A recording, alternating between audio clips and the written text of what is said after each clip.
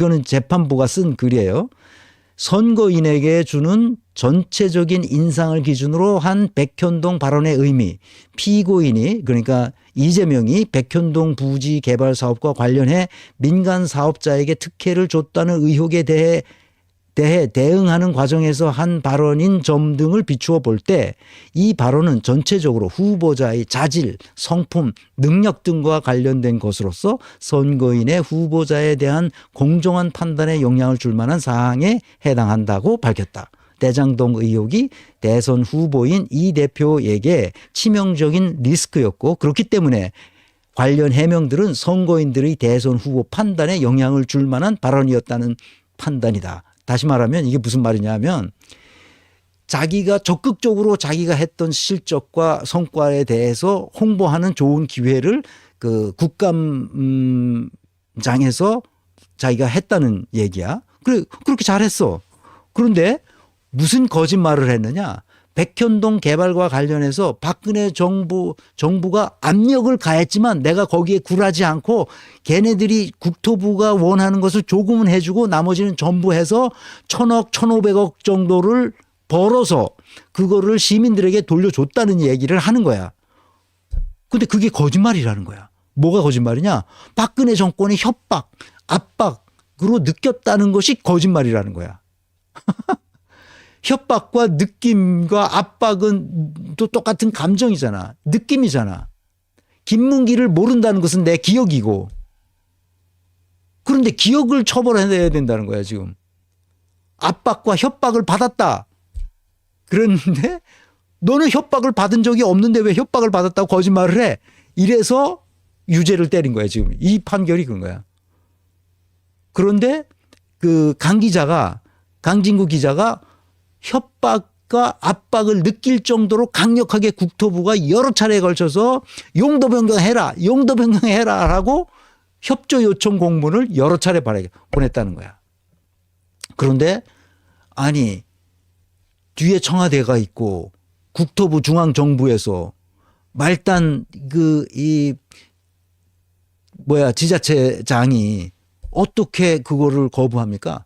그래도 끝까지 버티고 어떻게 하면 시민들에게 더 원하는 재벌 기업에 무슨 연구센터가 들어온다든지 또는 재벌급 기업이 거기에 그 본부로 들어온다면 성남시가 발전할 거 아니야? 거기다 또 아파트를 지으면 아파트 토건업자들만 이익을 가져갈 거 아니야? 그러니까 그걸 못하게 하는 거야 지금 계속. 무슨 말인지 이해하셨죠 지금? 그래서 백현동 발언은 2021년 10월 경기도 국정감사장에서 문진석 민주당 의원이 관련 질문을 하고 이 대표가 미리 준비한 팻말을 들어 답변하는 과정에서 나왔다.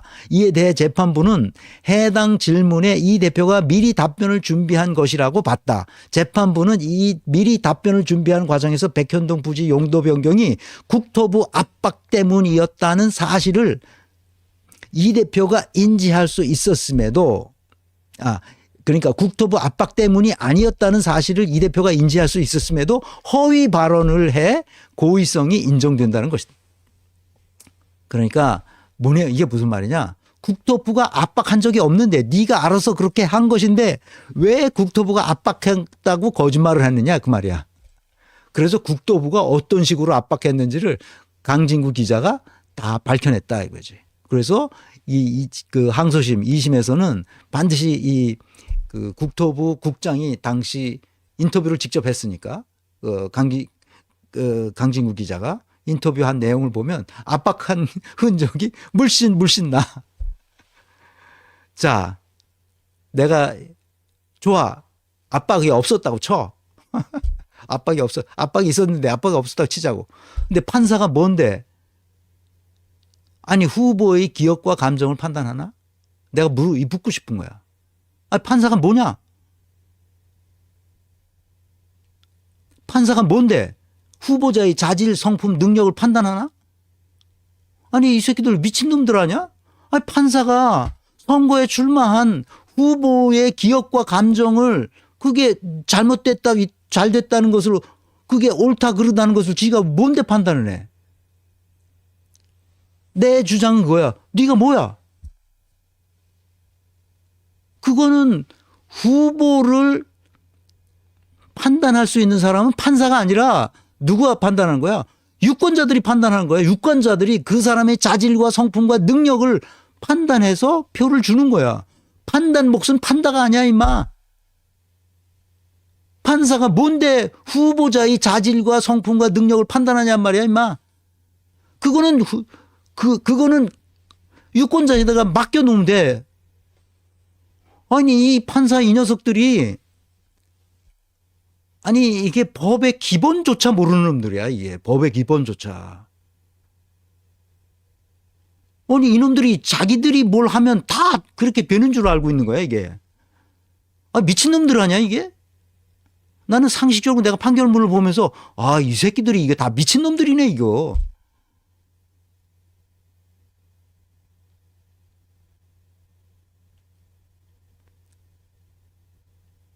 문진석 의원이 21년 국정감사에서 이재명 경기도지사와 주고받은 그 문답 내용을 제가 6분 정도인데 이걸 한번 들어야 여러분들이 이해합니다. 이 판사 이놈들이 무슨 개수작을 했는지 하는 걸 알 수 있어요. 내가 그래서 얘네들은 허위 공문서를 만드는 죄로 고발해서 얘네들은 징역을 살려야 돼요. 아주 나쁜 놈들이에요. 이게. 자, 제가 이거를 여러분들에게 소개합니다. 백현동 개발 사업은 박근혜 정부의 정부 기관의 지방 이전 정책에 성남시가 따르고 협조한 것이 전부입니다. 특혜 의혹을 제기하려면 수의각을 맺고 용도적 상향을 요청한 박근혜 정부 국토부와 식품연구원에 물어야 되는 거 아니겠습니까? 국민의힘이 행정에 무지한 건지 아니면 일부러 왜곡하는지 모르겠습니다.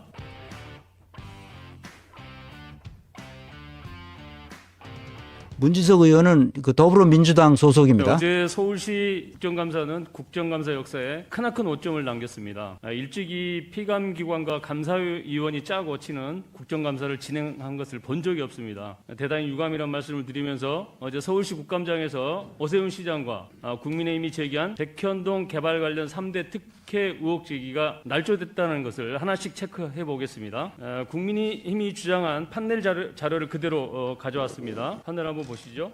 첫 번째, 납득이 안 되는 토지 수익 계약이라고 합니다. 국민의힘에게 묻겠습니다. 주어가 왜 없습니까?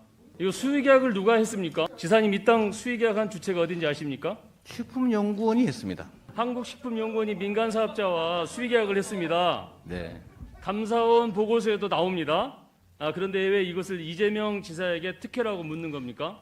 이게 조작입니다. 공공기관 이전 특별법에 의해서 식품연구원이 지방으로 옮겨가는 돈을 마련해야 되는데 그거를 국토부가 요청을 해서 팔았는데 안 팔려가지고 유찰이 몇 년 동안 되니까 네, 지사님. 수익이 간 겁니다. 예. 두 번째, 4단계 용도지역 상향 특혜라고 합니다. 다시 한번 묻습니다. 이것도 왜 주어가 없습니까? 누가 성남시에 용도 변경을 요청했는지 아십니까? 2014년 4월 22일 박근혜 정부의 국토부가 정식 공문으로 요청을 했습니다. 정부의 협조 요청에 용도지역 변경을 승인해 준 것인데 이것을 왜 이재명 지사의 특혜라고 묻는 겁니까? 이것도 국힘의 조작입니다. 자, 세 번째, 임대주택 부지를 분양주택으로 변경 특혜 제공이라고 합니다. 국민의힘 막무가내식 주장에 실소를 금할 수가 없습니다. 확인 좀 하시고 의혹을 제기하셔야 되는 거 아닌가요? 통상 개발 사업자는 당시의 부동산 시장과 자신들의 재정 상황을 검토해서 해당 부지에 임대주택을 지을 것인지 임대주택을 지어서 장기적인 임대 수익을 꾀할 것인지 분양으로 단기 수익을 낼지를 선택합니다. 그래서 이 임대주택을 분양주택으로 변경하는 절차는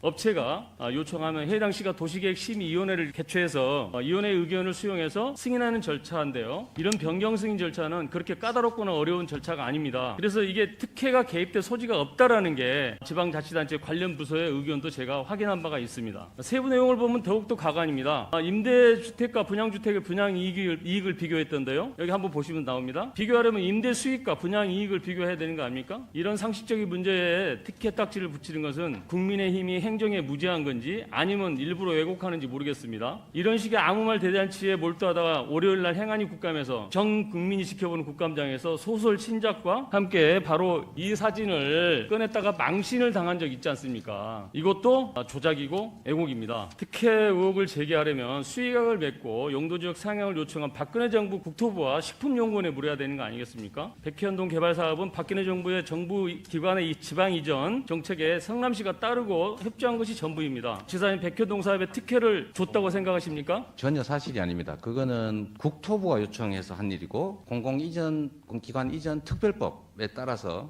저희가 응할 수밖에 없는 그런 상황입니다. 좀 자세히 설명드려도 될까요? 네, 좀 네. 설명해 주십시오. 예. 지금 이 식품연구원은 당시 공공기관 이전 5개 대상지 중에 하나였습니다. 당시의 정부 방침은 뭐였냐면 똑같습니다. 이거를 민간에 매각해서 민간이 주상복합을 지어서 분양 사업을 할 수 있게 해주자가 이 당시 정부의 입장이었고 저희한테도 공문이 왔습니다. 앞으로 5개 공공기관 부지에 대해서는 정부가 요청하면은 다 바꿔줘라. 주상복합을 지을 수 있도록. 그래서 당시에 제가 기자회견을 했습니다. 뭐라고 했냐면 토지 용도 변경을 해가지고 분양 수익을 수천억씩 취득하는 건 성남시로서는 허용할 수 없다. 반드시 성남시는 일정한 수익을 우리가 확보하고 주거 단지가 아니라 업무 시설을 유치하겠다 이렇게 입장을 발표했습니다.